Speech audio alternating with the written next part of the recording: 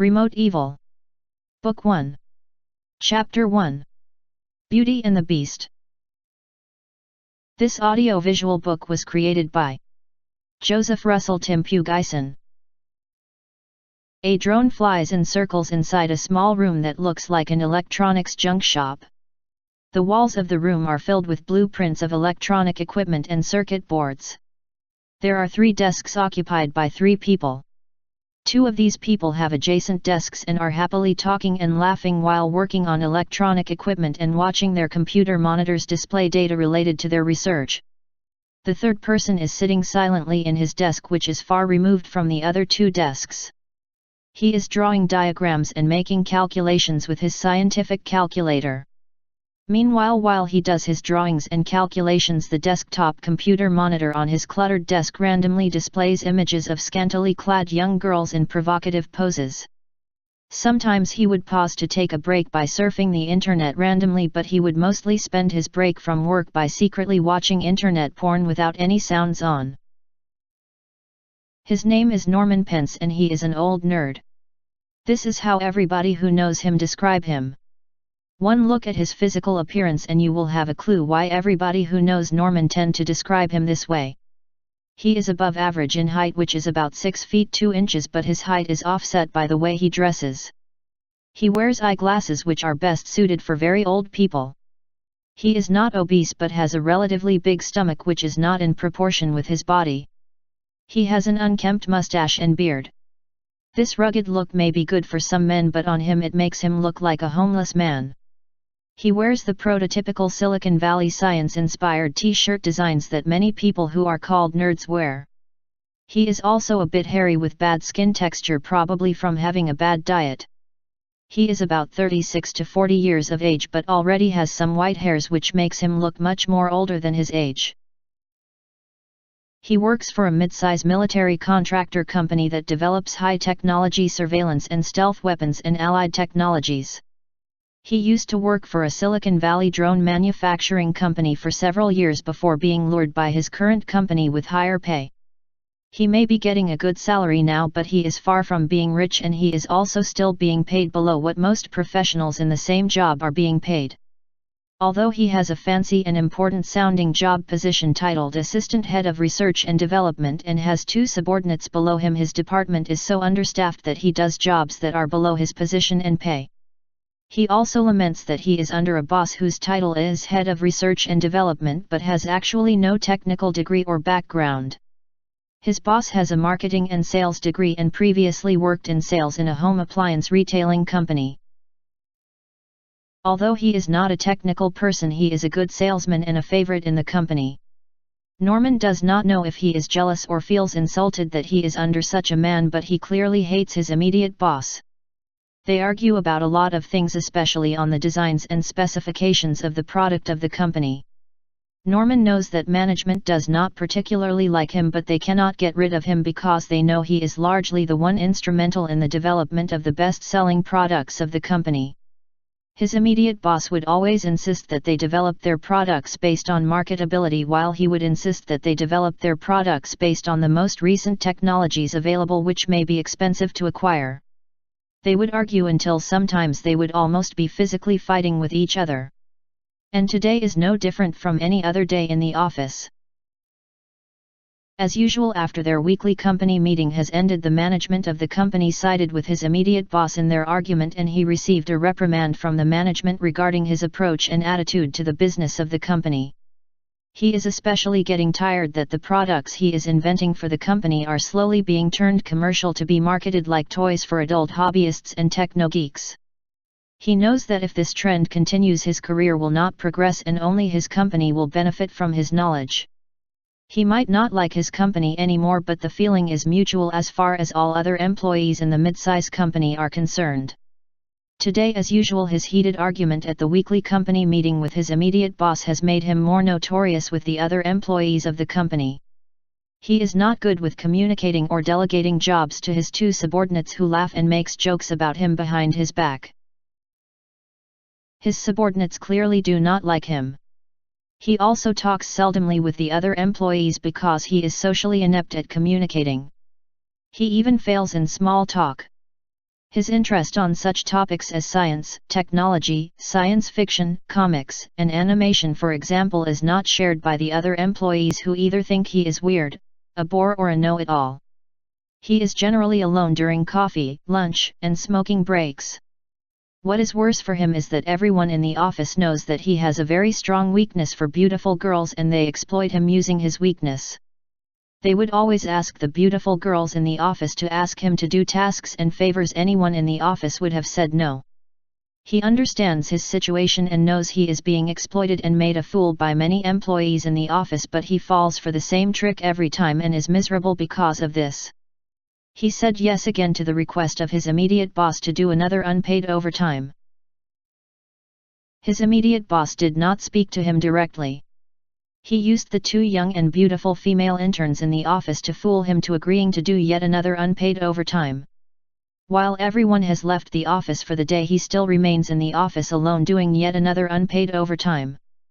At least today is a Friday night, and even though he may spend almost the entire night doing the unpaid overtime, he does not have to come to the office the next day to work even though he has little sleep.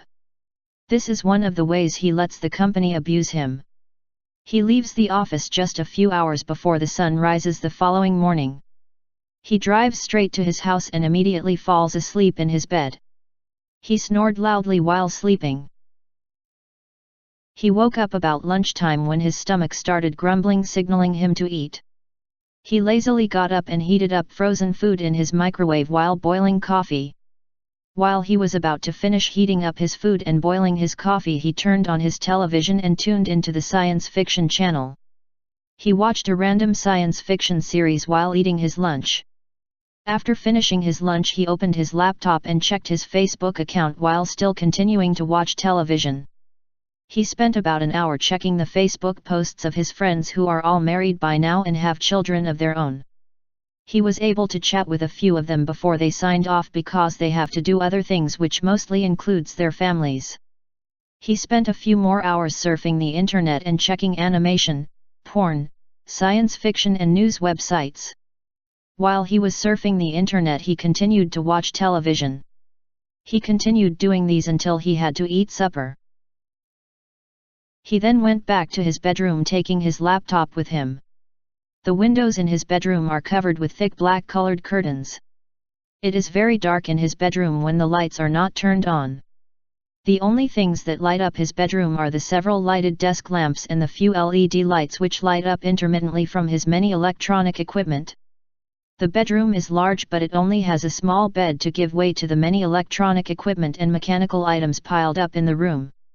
His bedroom looked more like a warehouse from all the computers, monitors, cameras, robots, drones and the other various equipment which are mostly designed for computing and surveillance.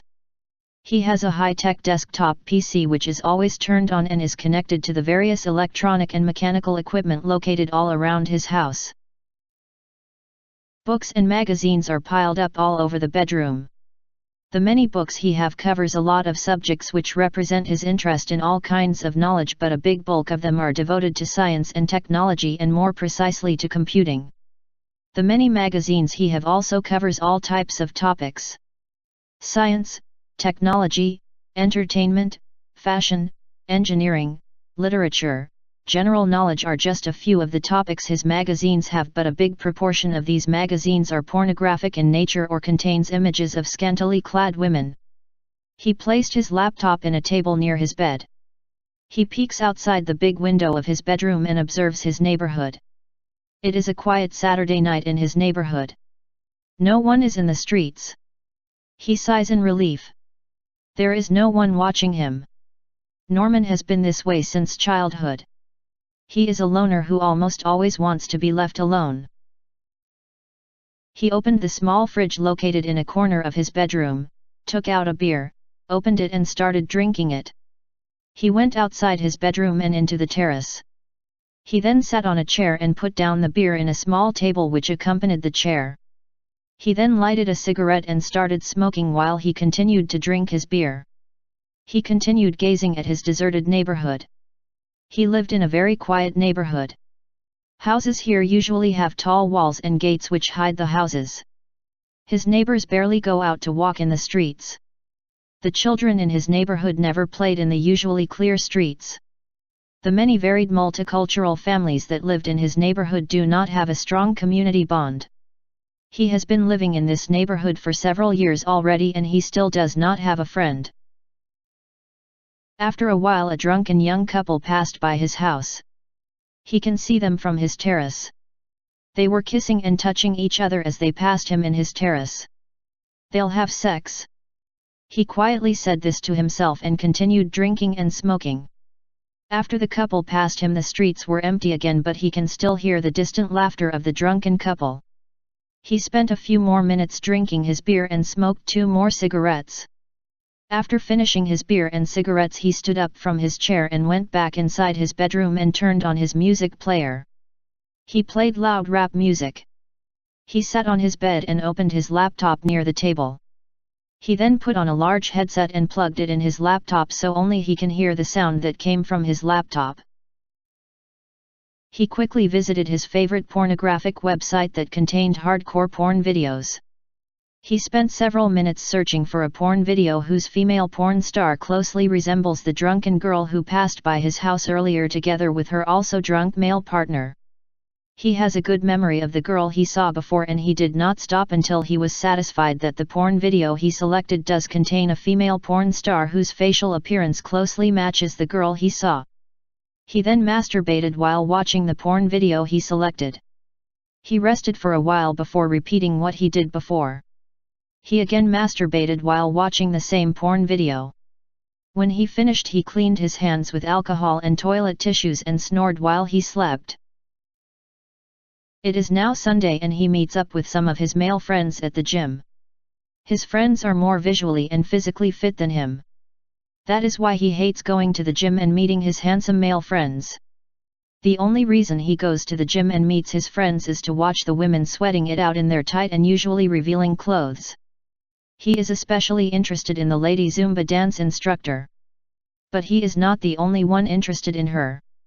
Even his married male friends have a crush on her and maybe even desires her.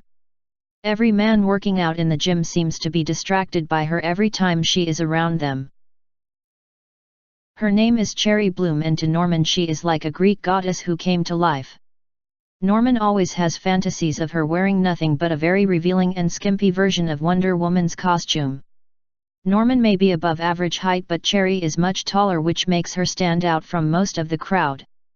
She has long straight blonde hair that complements her angelic-like face. When she is wearing her skin-tight workout clothes she resembles a swimsuit model because her body shape is revealed. Even in her mid-20s she still resembles a cheerleader which college boys desire of which she was before. The long line of men courting her and the numerous women jealous and envious of her especially in the gym is proof of her beauty and sex appeal. This is especially true now that her soldier husband just died almost a year ago and it did not take long for the news to spread that she is single again and available before men quickly lined up to court her. Though she has many suitors she barely has time for them. She models from time to time as a swimsuit and lingerie model and receives regular assignments. She is also concentrating on winning the top prize in the triathlon she is competing in which she hopes that the cash prize will let her retain the brand new house which she and her husband bought just a year before he died. Her concentration on her modeling and keeping fit for the triathlon has even made her more beautiful and sexier than before. Even the owner of the gym which she works for admit that memberships especially for the men have largely increased because of her that they have to give her a big raise just to retain her services.